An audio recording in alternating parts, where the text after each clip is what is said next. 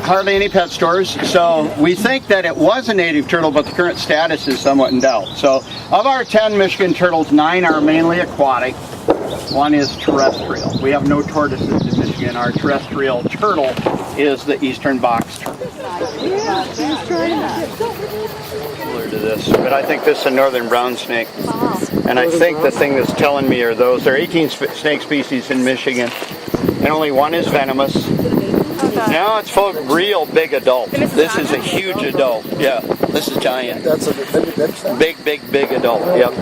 So Mama's got to be. It looks to me like a northern brown snake. This is it. That's the adult? Yeah, wow. Oh my goodness.